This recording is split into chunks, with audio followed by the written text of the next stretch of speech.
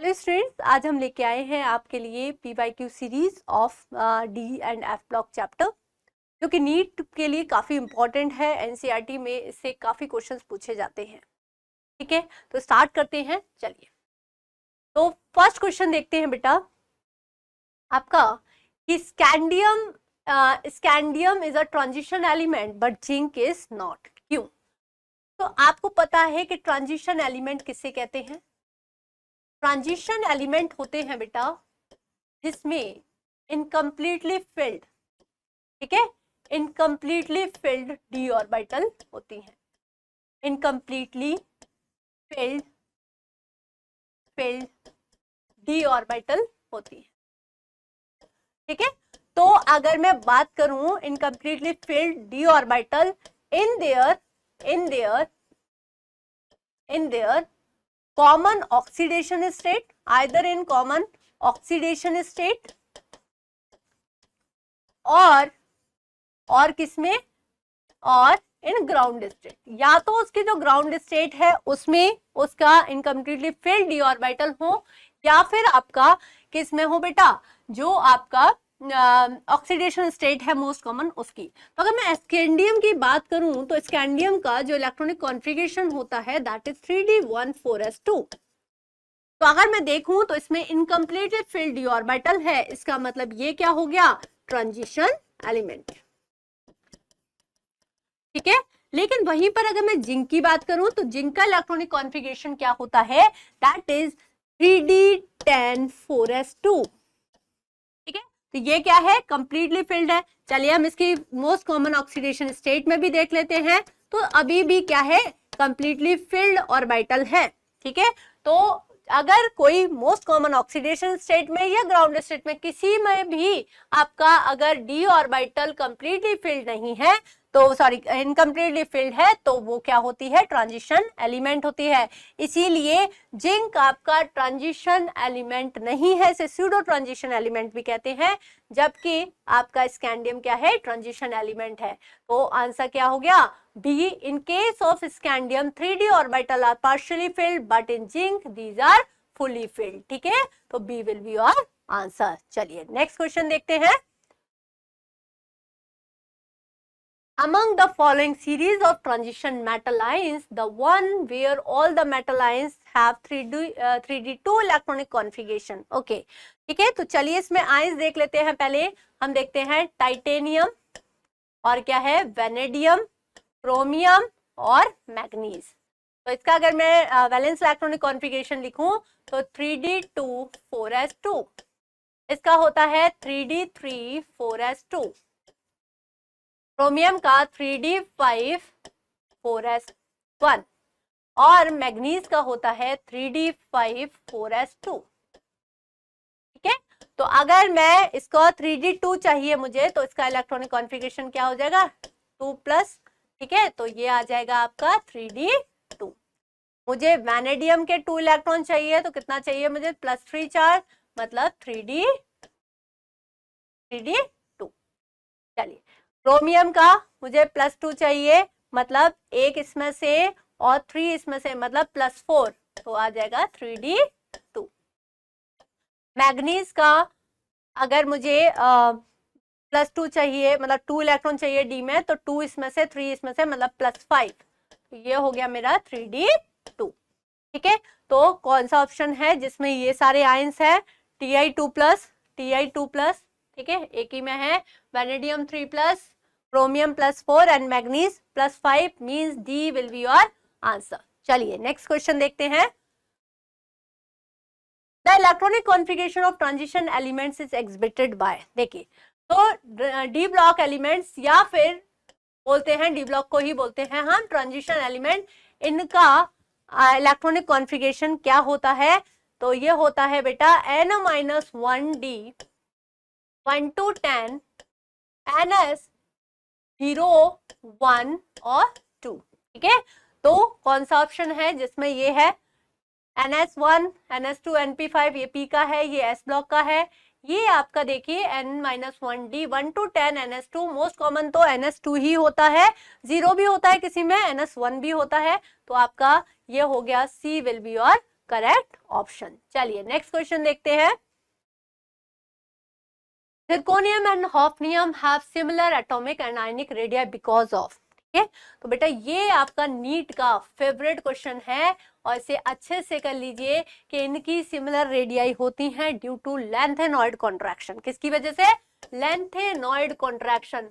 अब lanthanoid contraction क्या होता है? देखिए आपको ये तो पता है कि डी, अगर हम देखें डी और एफ की स्क्रीनिंग बहुत पुअर होती है, ठीक है। तो एफ ब्लॉक के एलिमेंट्स में एफ ऑर्बिटल आती है जिसकी पुअर स्क्रीनिंग होती है और जो चार्ज है वो इंक्रीज हो जाता है। न्यूक्लियर चार्ज इंक्रीज होने से और poor screening of F orbital की वजह से जो न्यूक्लियस है वो एफ सबशेल के इलेक्ट्रॉन्स को क्या करता है? अपनी साइड अट्रैक्ट करता है, जिसकी वजह से साइज जो थोड़ा टॉप टू बॉटम इंक्रीज होना चाहिए वो डिक्रीज हो जाता है। That is known as lanthanoid contraction. तो इसकी वजह से जिरकोनियम और हॉफनियम की जो रेडियाई है वो सेम हो जाती है, उसको कहते हैं लेंथेनॉइड कॉन्ट्रैक्शन। तो रीजन क्या है बेटा? डी, लेंथेनॉइड कॉन्ट्रैक्शन की वजह से ऐसा होता है। चलिए नेक्स्ट क्वेश्चन देखते हैं। Identify the incorrect statement. देखिए फर्स्ट है Cr2+ is a strong reducing agent than Fe2+ in water. Yes, ऐसा क्यों है बेटा? क्योंकि Cr2+ का जो रिडक्शन पोटेंशियल है वो कम होता है Fe2+ से, ठीक है। तो अगर रिडक्शन पोटेंशियल अगर कम है तो जितना रिडक्शन पोटेंशियल कम होगा उतना अच्छा वो रिड्यूसिंग एजेंट हो जाता है, ठीक है। तो दिस इज करेक्ट। नेक्स्ट है the transition metals and their compounds are known for their catalytic activity. Yes, ये बिल्कुल ठीक है कि जो ट्रांजिशन एलिमेंट्स हैं, जो डी ब्लॉक के एलिमेंट्स हैं, वो एक कैटालाइटिक एक्टिविटी शो करते हैं। हर जगह कैटलिस्ट की तरह यूज किए जाते हैं इन केमिकल रिएक्शंस। जैसे आयरन है, आयरन हैवर्स प्रोसेस में यूज होता है, ठीक है। और भी आपके हैं निकेल, आपकी हाइड्रोजनेशन में यूज होता है। तो ये क्यों होता है? Due to their variable oxidation state. तो यही बोल रहा है due to their ability to adopt multiple oxidation state to form complex. This is also correct. Okay, third देखते हैं। Interstitial compounds are those that are formed when small atoms. देखिए ये क्या होता है कि अगर हम देखें तो ये है जैसे डी ब्लॉक के एटम्स, ठीक है। और डी ब्लॉक के एटम्स के बीच में ये जो स्पेस होता है this is known as grooves या this is known as void. तो इसमें वॉइड इतना छोटा होता है कि यहाँ पर जो छोटे साइज के एटम होते हैं like hydrogen, carbon, boron, nitrogen, ये क्या करते हैं? ट्रैप हो जाते हैं और इन्हीं को हम इंटरस्टिशियल कंपाउंड्स कहते हैं। तो this is also correct. Okay, next देखते हैं the oxidation state of chromium and chromate ion and dichromate ion are not same. चलिए देख लेते हैं। CrO4 2-, this is chromate ion, और Cr2O7 2-, this is dichromate ion. Okay, इसका देखते हैं पहले। X प्लस ऑक्सीजन पर कितना होता है? -2 चार्ज होता है। तो 4 × -2 इज इक्वल्स टू -2। तो इसको अगर हम सॉल्व करते हैं तो x इज इक्वल्स टू आ गया +6। डाइक्रोमेट में देखते हैं, क्रोमियम का ही निकालना है। तो 2x plus -2 × 7 is equals to -2।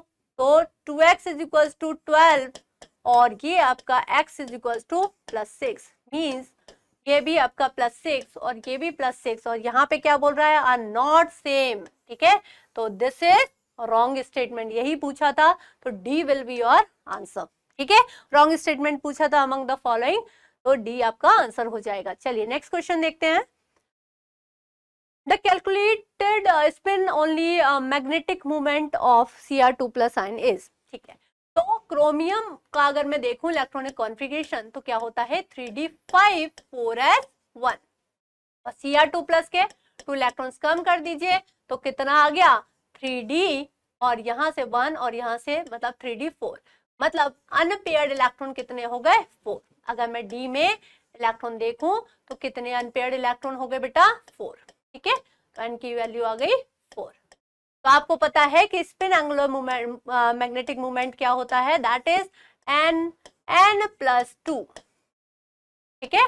Bore magneton इसकी यूनिट होती है। When we put the value of n 4, ठीक है, 4, तो 4 + 2 इज इक्वल टू 6, मतलब ये आ गया 6 × 4 दैट इज 24 बोर मैग्नेटॉन, ठीक है। तो ये आपका आंसर हो गया 24। √/24 कितना आ जाता है? लगभग 5 से थोड़ा सा कम, मींस 4.9 इज योर आंसर। ठीक है, तो 6 ये हो गया आपका 4.9। चलिए नेक्स्ट क्वेश्चन देखते हैं। Which of the following processes does not involve the oxidation of iron? Iron oxidation का मतलब कि कहीं ना कहीं उसका ऑक्सीडेशन नंबर जो है वो इंक्रीज हो रहा हो। ठीक है, तो पहला मैं देखती हूँ आयरन से Fe से FeCO5।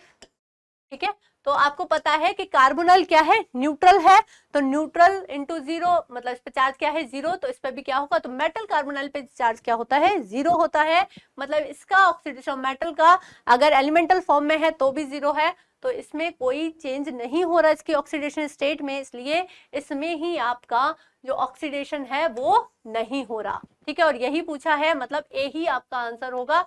फिर भी हम दूसरे को चेक कर ले रहे हैं। दूसरा है आपका liberation of H2 from steam by iron at high temperature, कि अगर मैं आयरन की रिएक्शन स्टीम से, स्टीम मतलब वाटर वेपर, ठीक है, तो स्टीम से कराती हूँ तो क्या आता है बेटा, Fe3O4 ferric oxide plus hydrogen gas. तो अगर मैं देखूं तो यहाँ पर 0 है आयरन, लेकिन यहाँ पर +8/3 ऑक्सीडेशन स्टेट में होगा, इसलिए यहाँ पर भी क्या हो रहा है, ऑक्सीडेशन हो रहा है आयरन का। यहाँ पर भी आपका ऑक्सीडेशन हो रहा है आयरन का। चलिए दूसरा देखते हैं, रस्टिंग ऑफ आयरन शीट। तो रस्टिंग क्या होता है कि when iron in contact with moisture और ऑक्सीजन के अगर कॉन्टैक्ट में आता है तो ये बनाता है हाइड्रेटेड फेरिक ऑक्साइड, इसी को कहते हैं हम रस्ट, Fe2O3.XS2O। इसी को हम क्या कहते हैं बेटा, रस्ट कहते हैं, which is brown in colour. ठीक है, तो यहाँ पर अगर मैं देखूंगी तो ऑक्सीजन आयरन की ऑक्सीडेशन स्टेट आती है +3 और यहाँ पे कितनी है 0, मतलब यहाँ पर भी आयरन क्या हो रहा है, ऑक्सीडाइज हो रहा है, ऑक्सीडेशन हो रहा है। चलिए नेक्स्ट देखते हैं, decolourisation of blue copper sulphate solution bye iron. तो अगर मैं देखूं कि आयरन प्लस CuSO4, CuSO4 का क्या है, ब्लू कलर सॉल्यूशन है, तो क्या बनेगा बेटा, फेरस सल्फेट ग्रीन कलर का बन जाएगा प्लस कॉपर। अब मैं देखूं यहाँ पर तो 0 से +2, मतलब यहाँ पर भी क्या हो रहा है, ऑक्सीडेशन हो रहा है आयरन का। तो कौन सा है, कौन सी ऐसी रिएक्शन है जिसमें ऑक्सीडेशन आयरन का नहीं हो रहा है, मतलब ए विल बी योर आंसर। ठीक है, चलिए नेक्स्ट क्वेश्चन देखते हैं। Which of the following statement about the interstitial compound is incorrect? देखिए इंटरस्टिशियल कंपाउंड, जैसे मैंने आपको पहले बताया कि जो डी ब्लॉक के एलिमेंट्स होते हैं उसमें वॉइड स्पेस होता है, जहां पर छोटे छोटे एटम्स लाइक जिनका छोटा साइज है, हाइड्रोजन, कार्बन, बोरॉन, नाइट्रोजन, ये ट्रैप हो जाते हैं, उन्हीं को हम इंटरस्टिशियल कंपाउंड्स कहते हैं। इनका काफी मेल्टिंग पॉइंट वगैरह काफी हाई होता है, ये हार्ड होते हैं, लेकिन बस इनके में एक कमी होती है, ये रिएक्टिव नहीं होते, ये इनर्ट होते हैं। ठीक है, तो they are much harder than the pure metal. Yes, ये तो बिल्कुल सही है कि ये हार्ड होते हैं प्योर मेटल के कंपैरिजन में, ये हमने अभी बताया था। They have higher melting point than pure metal. Yes, this is also correct. They retain their metallic conductivity। Yes, ऐसा नहीं है कि उसमें ट्रैपिंग की वजह से कुछ उसकी मेटालिक कंडक्टिविटी पे कोई फर्क पाए।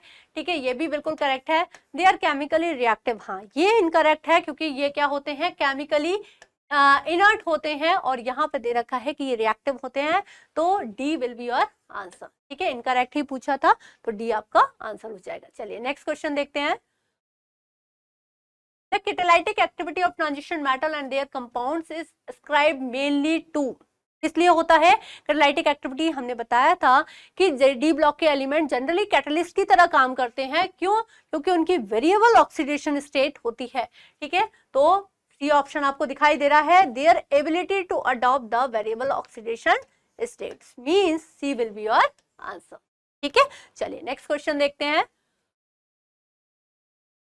Which one of the following does not correctly represent the correct order of property indicated against it? Okay, चलिए तो ये देख रहा है increasing number of oxidation state. Okay, मैंने titanium, vanadium, chromium, manganese. Okay, तो इसका electronic configuration that is 3d2 4s2, इसका 3d3 4s2, इसका 3d5 4s1, इसका 3d5 4s2। मींस इसकी ऑक्सीडेशन स्टेट +2 से +7 तक वेरी कर सकती है। ठीक है, तो हाईएस्ट ऑक्सीडेशन स्टेट कितनी हो सकती है, +7। ठीक है, इसकी +1 से +6 तक वेरी कर सकती है, मतलब हाईएस्ट कितनी हो गई +6।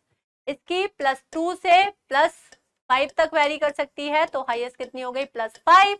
और अगर इसकी देखें तो +2 से +4, मतलब इसकी हो गई तो आपकी +4 हाईएस्ट हो गई। तो इंक्रीज कैसे हो रही है, इस तरह से इंक्रीज हो रही है, मतलब दिस ऑप्शन इज करेक्ट। पर वो पूछ रहा है अगेंस्ट इट, मतलब इनकरेक्ट कौन सा है। चलिए सेकंड देख रहे हैं, इंक्रीजिंग मैग्नेटिक मूवमेंट। ओके, अगर मैं देखूं कि Ti+3 मतलब 3 इलेक्ट्रॉन टाइटेनियम से रिमूव कर दो। अगर टाइटेनियम के आप देख रहे हैं यहाँ पर इसका इलेक्ट्रॉनिक कॉन्फ़िगरेशन लिखा हुआ है सबका, तो टाइटेनियम +3 में कितने हो गए बेटा 3d1, तो 1 अनपेयर्ड इलेक्ट्रॉन कितने हो गए अनपेयर्ड 1। आपका वेनेडियम +3 3d2, तो n इज इक्वल टू कितना हो गया 2, मतलब नंबर ऑफ अनपेयर्ड इलेक्ट्रॉन है n। क्रोमियम +3, तो यहाँ पर अगर मैं देखूं तो 1 और यहाँ पर +3 है, तो यहाँ से और ये होगा 2, तो ये हो गया 3d3, मतलब n इज इक्वल टू हो गया 3। और मैग्नीज +3, तो यहाँ पर हो गया 3d4, तो n इज इक्वल टू हो गया 4। तो आपको मैंने फॉर्मूला बताया था कि n+2 रूट ओवर n+2 ये होता है मैग्नेटिक मूवमेंट, मतलब जितना n की वैल्यू ज्यादा होगी उतना मैग्नेटिक मूवमेंट ज्यादा होगा, मतलब Mn3+ का मैग्नेटिक मूवमेंट सबसे ज्यादा होगा, देन Cr+3 का, देन V+3, देन टाइटेनियम, मतलब this is also correct. Okay, चलिए नेक्स्ट ऑप्शन देखते हैं, titanium, vanadium, chromium, manganese increasing melting point. देखिए ये गलत है, क्यों? क्योंकि एक्सेप्शनली मैग्नीज का ये देखा गया है कि मैग्नीज की मेटालिक बॉन्डिंग इतनी स्ट्रांग नहीं होती, ठीक है। तो यहाँ पर इसका मेल्टिंग पॉइंट मैग्नीज का एक्सेप्शनली क्या हो जाता है, कम हो जाता है, क्रोमियम तक बढ़ता है, देन कम हो जाता है। इसका मतलब मैग्नीज का क्या होगा, कम होगा, और यही आपका मैग्नीज का सबसे ज्यादा दे रखा है। इसका मतलब this is incorrect and C will be your answer, और सी ही क्या है आपका आंसर होगा, क्योंकि यही पूछा है कि अगेंस्ट कौन सा है, ठीक है। नेक्स्ट देख लेते हैं, टाइटेनियम, वैनेडियम, मैग्नीज और chromium increases second ionisation enthalpy. अगर मैं देखूंगी तो अगर मैं फर्स्ट इलेक्ट्रॉन सेकंड इलेक्ट्रॉन यहां से निकालना पड़ेगा, मतलब 3d2 4s1, ठीक है। इसका अगर मैं देखूंगी तो मैग्नीज का देखूंगी सेकंड आयनेशन एंथैल्पी, तो इसमें से एक इलेक्ट्रॉन 3d5 4s1 में से निकालना पड़ेगा सेकंड आयनेशन एंथैल्पी के लिए। इसका अगर मैं देखूंगी तो फर्स्ट इसमें से एंड सेकंड इसमें से, मतलब 3d5 में से इलेक्ट्रॉन निकालना is most difficult. Why? Because D5 system जो है वो आपका हाईली स्टेबल है। इसका मतलब क्रोमियम का सबसे ज्यादा सेकंड आयनेशन एंथैल्पी हो जाएगा, देन फिर आपका अनपेयर्ड इलेक्ट्रॉन इसमें है तो मैग्नीज का होगा, देन आपका इसमें से निकाला 3d3 4s1 तो फिर वैनेडियम का होगा, सबसे कम होगा टाइटेनियम का, और यही आपको ऑर्डर दे रखा है, मतलब डी भी करेक्ट है, तो सी ही आपका बस रॉन्ग है। इसका मतलब सी आपका आंसर होगा, ठीक है। चलिए नेक्स्ट क्वेश्चन देखते हैं, for the 4 successive transition elements the stability of +2 oxidation state will be. तो क्या होगा, चलिए तो देखते हैं। अभी जब मैं मैग्नीज, आयरन, क्रोमियम और कोबाल्ट, ठीक है, अगर मैं इसका लिखूं 3d5 4s2, इसका 3d6 4s2, इसका देखूं 3d5 4s1, और इसका देखूं तो 3d7 4s2। ओके, तो अगर मैं मैग्नीज +2 देखूं, मैग्नीज +2 तो ये आ गया 3d5। इसका देखूं आयरन +2 तो ये हो गया 3d6। क्रोमियम का देखूं, क्रोमियम +2 तो ये आ गया 3d4, और इसमें देखें कोबाल्ट +2 तो ये आ गया आपका 3d7, ठीक है। तो अगर मैं मैग्नीज में देखती हूँ तो half filled D block, half filled D orbital है, तो ये सबसे ज्यादा स्टेबल हो गया, क्योंकि इसमें एक्सचेंज ऑफ एनर्जी सबसे ज्यादा होगी। हाफ फिल्ड सबसे ज्यादा डी ऑर्बिटल स्टेबल होती है, तो मैग्नीज सबसे ज्यादा स्टेबल, ठीक है। तो मैग्नीज सबसे ज्यादा किसमें दे रखा है, ए ऑप्शन में ही दे रखा है, मतलब ए आपका आंसर होगा। फिर भी हम पूरा क्रॉस चेक कर लेते हैं। यहाँ पर देखेंगे बेटा आयरन का, तो आयरन में कितने हैं 3d6 है, मतलब कितने अनपेयर्ड हो जाएंगे, आपके हो जाएंगे 4 unpaired, n is equals to 4 unpaired, इधर n इज इक्वल्स टू 5, ठीक है। यहाँ पे देखेंगे तो सिमिलरली यहाँ पर भी आपका क्या है, 4 अनपेयर्ड इलेक्ट्रॉन है, ठीक है, यहाँ पर भी 4 अनपेयर्ड है, और यहाँ पर देखेंगे आप तो 3 अनपेयर्ड हो जाएंगे, ठीक है, 1 2 3 4 5 6 और 7, मतलब n इज इक्वल टू 3। तो जो आपका कोबाल्ट है वो सबसे कम, बिल्कुल करेक्ट है, ठीक है, और मैग्नीज सबसे ज्यादा, क्योंकि नंबर ऑफ अनपेयर्ड इलेक्ट्रॉन सबसे कम है। लेकिन आयरन और क्रोमियम में अगर आप देखेंगे तो दोनों में n की वैल्यू कितनी है, अनपेयर्ड इलेक्ट्रॉन 4 है, लेकिन क्रोमियम में एक वैकेंट ऑर्बिटल भी है जो कि इसको अनस्टेबल बना देगी इन कंपैरिजन टू आयरन। तो iron is more stable then chromium, hence A will be your correct answer, ठीक है। चलिए नेक्स्ट क्वेश्चन देख लेते हैं।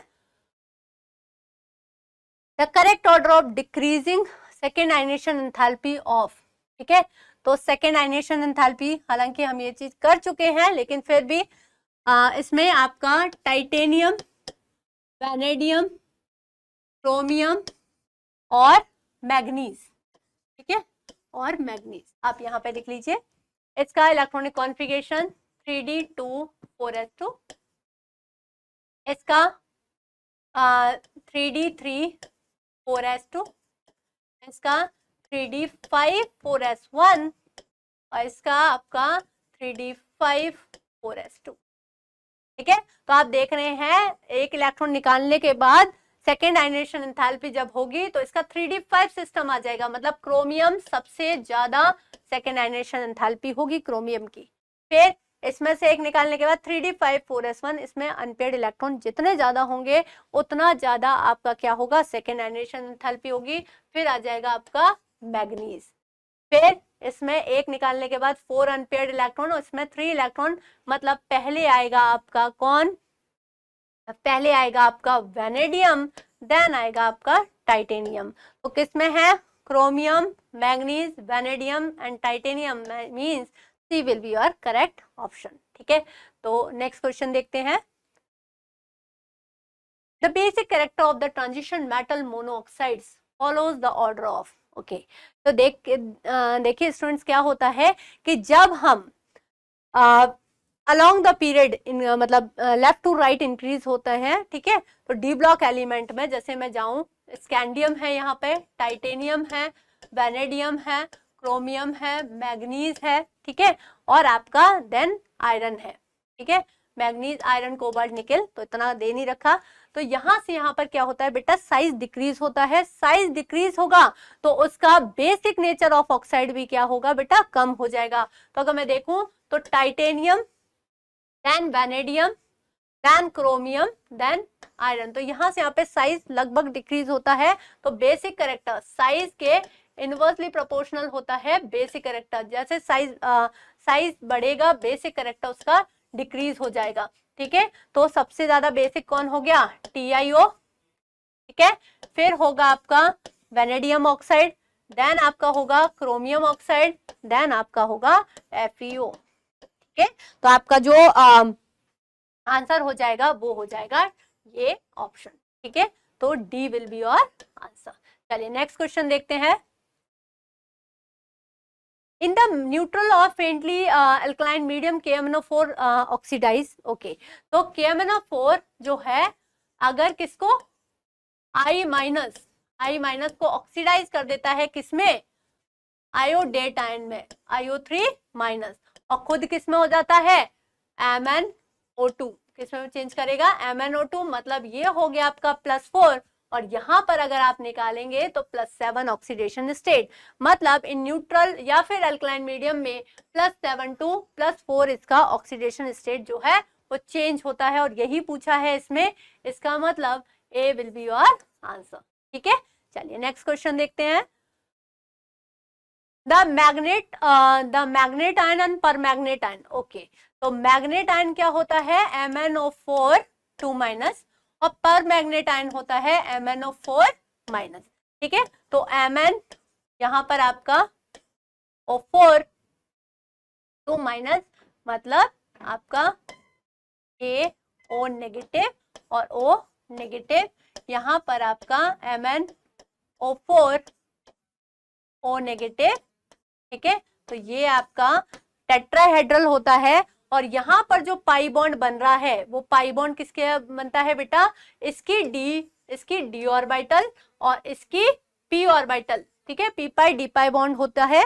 और यहाँ पर तो इसका हाइब्रिडेशन क्या होता है, sp3, मतलब ये टेट्राहेड्रल होता है। तो यही पूछ रहा है, tetrahedral due to pi bonding involves overlap of d orbital of oxygen. देखिए d ऑर्बिटल ऑक्सीजन में प्रेजेंट होती ही नहीं है क्योंकि वो सेकंड पीरियड का एलिमेंट है, ठीक है। तो दूसरा ऑप्शन देखते हैं, the pi bonding involves the overlap of p orbitals of oxygen and d orbital. Yes, oxygen की p ऑर्बिटल और मैग्नीज की d ऑर्बिटल के बीच में पाई बॉन्ड बनता है, इसकी वजह से ये टेट्राहेड्रल होता है, ठीक है। तो आंसर क्या हो गया, B will be your answer. चलिए नेक्स्ट क्वेश्चन देखते हैं, Which one of the following ions exhibits DD transition and paramagnetism as well? ठीक है, तो कौन सा आयन है जिसमें आपका DD ट्रांजिशन और पैरामैग्नेटिज्म शो हो रहा है। पैरामैग्नेटिज्म मतलब अनपेयर्ड इलेक्ट्रॉन, ठीक है। तो अगर मैं CrO4 2- देखूं तो इस पे कितना चार्ज आएगा बेटा, क्रोमियम +6, और क्रोमियम का अगर मैं देखूं तो 3d5 4s1, और 3d अगर क्रोमियम +6 है तो क्रोमियम +6 पर n is equal to value क्या हो गई, 0, अनपेयर्ड इलेक्ट्रॉन, ठीक है। Cr2O7 2- क्रोमेट आयन पर देखो तो क्रोमेट 2 आयन पर भी +6, इसकी ऑक्सीडेशन स्टेट कितनी आएगी, +6, और +6 पे कितना हो गया, n इज इक्वल टू 0, कोई इलेक्ट्रॉन नहीं है। चलिए MnO4- इस पर +7 चार्ज आएगा, और Mn+7 पर क्या हो जाएगा, मैग्नीज का कितना होता है, 3d5 4s2 होता है, तो +7 पे कितना हो गया, 3d0, मतलब n इज इक्वल टू 0। तो इसमें भी आपका dd ट्रांजिशन नहीं हो सकता क्योंकि इसमें अनपेयर्ड इलेक्ट्रॉन नहीं है। For dd transition 1 electron should be present, unpaired electron should be present. अब देखें MnO4 2-, तो अगर मैं यहाँ पे देखूं तो Mn+6 आएगा, Mn+6 मतलब यहाँ पे आ जाएगा बेटा 3d1, मतलब एक अनपेयर्ड इलेक्ट्रॉन होगा। तो इसी में dd ट्रांजिशन पॉसिबल है और यही पैरामैग्नेटिज्म है। पैरामैग्नेटिज्म क्या होता है, unpaired electron, means D will be your answer. चलिए नेक्स्ट क्वेश्चन देखते हैं, Which of the statement is not true? Okay, कौन सा स्टेटमेंट इसमें से ट्रू नहीं है। On passing H2S through acidified K2Cr2O7, okay, अगर H2S मैंने K2Cr2O7 से पास किया, ठीक है, तो ये क्या होगा बेटा, ये बन जाएगा आपका Cr+3, ठीक है, Cr+3 एसिडिक मीडियम है तो Cr2SO4 का होल थ्राइस बन जाएगा, ठीक है, प्लस और ये ग्रीन कलर का कंपाउंड बनता है, और यहाँ पर जो सल्फर है H2S जो है वो सल्फर में, मतलब ये आपका येलो कलर का होता है, ठीक है, तो ये बनता है। तो ये पूछा, on passing the H2S through acidified K2Cr2O7 solution milky colour is observe. Actually milky नहीं होता, वो येलोइश कलर होता है, ठीक है, लेकिन चलो हम इसे देख लेते हैं। Na2Cr2O7 is preferred over K2Cr2O7, नहीं, Na2 अमोनियम सोडियम डाइक्रोमेट ना यूज करके K2Cr2O7 यूज करते हैं, क्योंकि जो सोडियम डाइक्रोमेट है बेटा ये क्या करता है, हाइग्रोस्कोपिक नेचर का होता है, ये मॉइस्चर एब्जॉर्ब कर लेता है। जब ये मॉइस्चर एब्जॉर्ब कर लेता है तो इसका जो वेट होता है वो अपने आप एटमॉस्फेयर की वजह से क्या होता है, इंक्रीज हो जाता है, इसलिए हम इसको ना यूज करके इसको यूज करते हैं, ठीक है, जबकि इसमें रिवर्स दे रखा है, तो दिस स्टेटमेंट इज रॉन्ग, ठीक है। इसका मतलब ये वाला आपका करेक्ट होगा, मिल्की कलर नहीं होता, हालांकि उसका येलोइश कलर होता है, ठीक है। चलिए तो भी फिर भी हम इसे, क्योंकि ये तो बिल्कुल ही इनकरेक्ट है तो इसको हम ज्यादा प्रेफरेंस दे रहे हैं।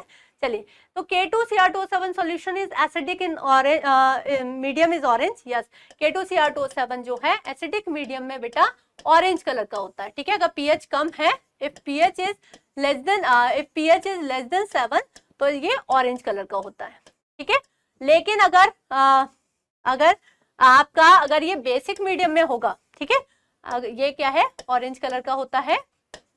लेकिन अगर pH अगर ग्रेटर देन 7 हो जाती है, मतलब बेसिक मीडियम में ये क्या करता है, in basic medium it converted into chromate ion which is yellow in colour, ठीक है, येलो इन कलर में चेंज हो जाता है।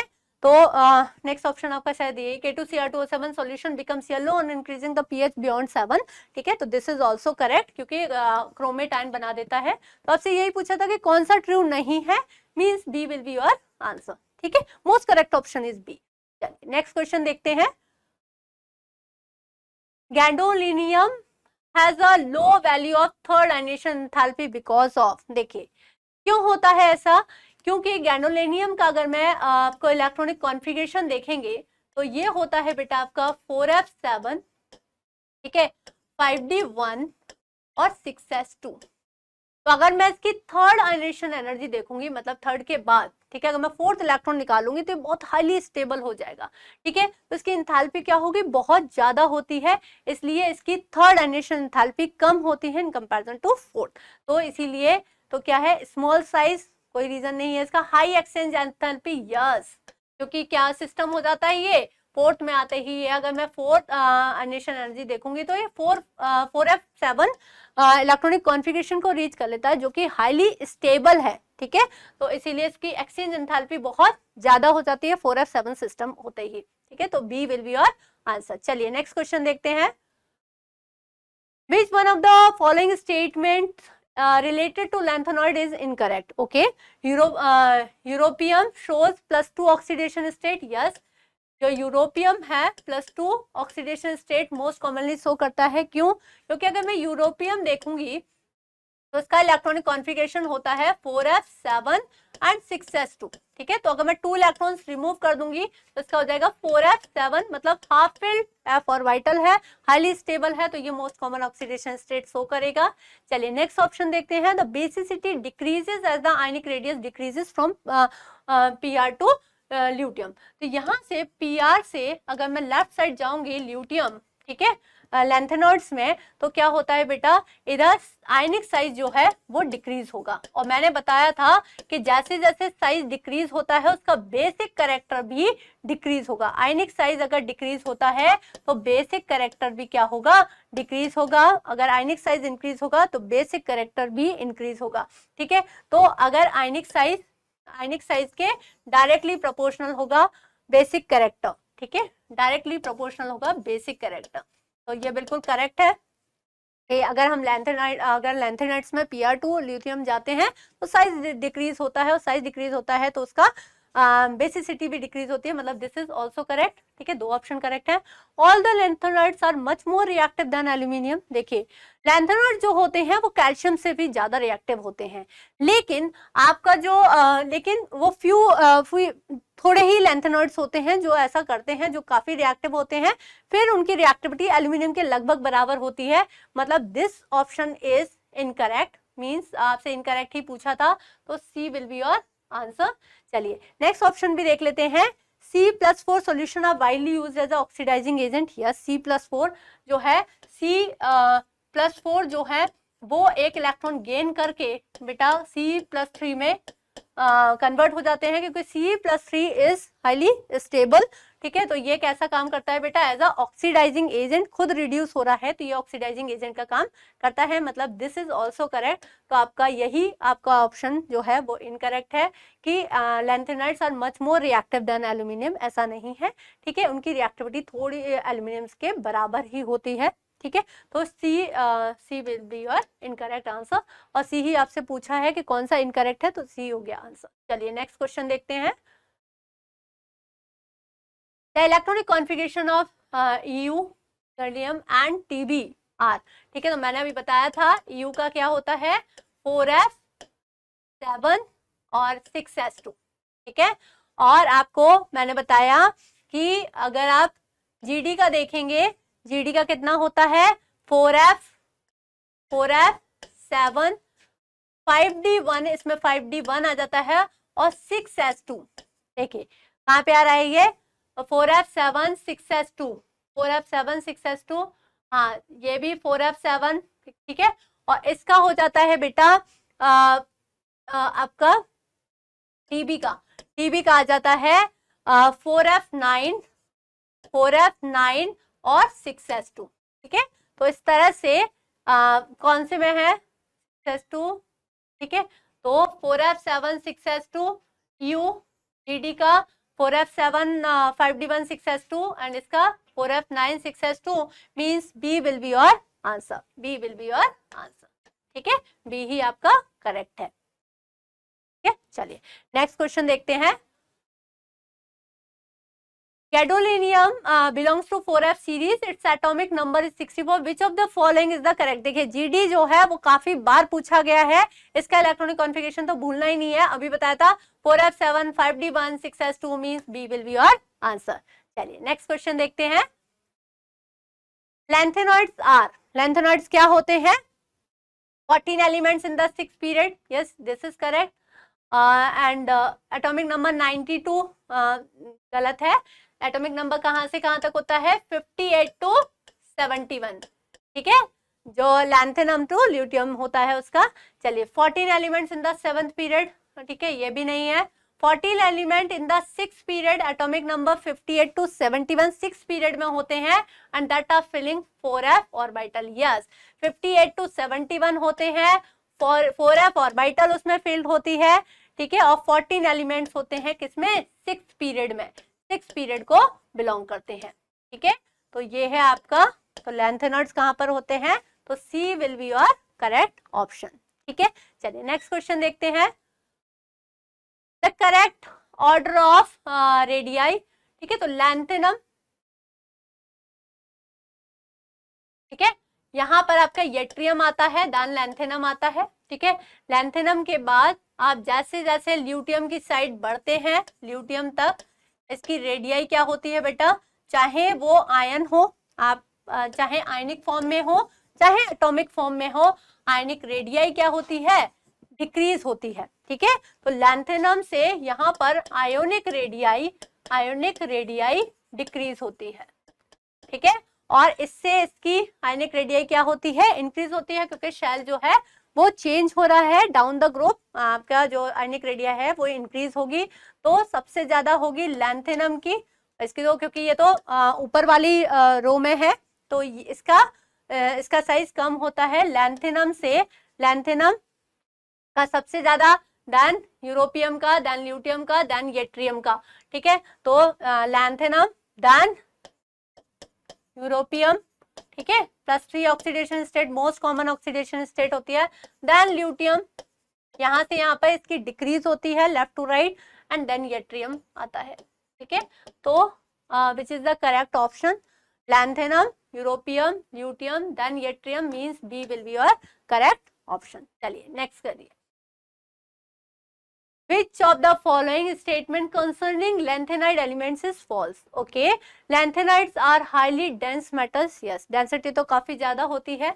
More characteristic oxidation state of lanthanide element is +3. Yes, ये भी correct है। Lanthanide are separated from one another by ion exchange method. ठीक है, ये भी correct है। Ionic radii of trivalent lanthanide steadily increases with increase in atomic number. नहीं, ionic radii क्या होती है बेटा? अभी हमने देखा कि लैंथेनम से हम ल्यूटियम जब जा रहे थे, तो जैसे इसकी +3 है, उसकी +3 है, तो आयोनिक रेडियाई डिक्रीज होती है। ठीक है, आयनिक रेडियाई यहाँ से यहाँ पे क्या होती है? डिक्रीज होती है, जबकि यहाँ पे क्या बोल रखा है कि increase in with atomic number. तो this is incorrect option, means यही आपसे पूछा है कि कौन सा फॉल्स है, means D will be your correct answer. चलिए नेक्स्ट क्वेश्चन।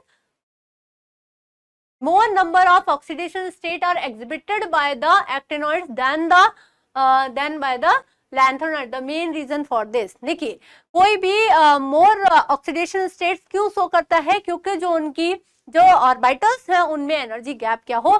कम हो, तो वो इजीली इलेक्ट्रॉन जो है वो डोनेट कर सकती हैं। चलिए, तो more active nature of actinoids, ठीक है, ये तो कोई ऑप्शन नहीं है। चलिए, more energy difference between the 5f and 6d orbital than the energy difference 5f और एंड 6d। ठीक है, ये क्या हो गए? एक्टिनॉइड्स में डिफरेंस। ठीक है, और लैंथेनॉइड्स क्या होते हैं?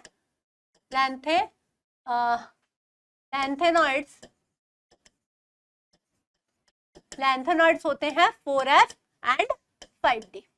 ठीक है, चलिए, तो मोर डिफरेंस होता है, अगर मोर डिफरेंस होगा बेटा तो वो शो नहीं करेंगे, जबकि इसमें बोला है कि ज्यादा ऑक्सीडेशन स्टेट एक्टिनोइड शो करते हैं। क्यों होते हैं? Lesser energy difference between 5f, इन दोनों के बीच में क्या होता है बेटा? लेसर एनर्जी डिफरेंस होता है। इजीली ये आप डी से भी इलेक्ट्रॉन्स निकाल लोगे, फिर एफ से भी निकाल लोगे, इसीलिए आपके ये ऑक्सीडेशन स्टेट ज्यादा शो करती हैं। इसमें लेसर एनर्जी डिफरेंस होता है इन कंपैरिजन टू जो लैंथेनॉइड्स में होता है 4f एंड 5d के बीच में। तो C will be your correct option. Okay student, तो इस तरह से आपके डी एंड एफ के 25 क्वेश्चंस कंप्लीट होते हैं। मैं आशा करती हूँ, मैं इतना सोच सकती हूँ कि आप लोग इन क्वेश्चंस को अच्छे से कर लेंगे और आप ये देख पाएंगे कि कहाँ से क्वेश्चन एनसीईआरटी से उठाए जाते हैं नीट में। Okay student, thank you student.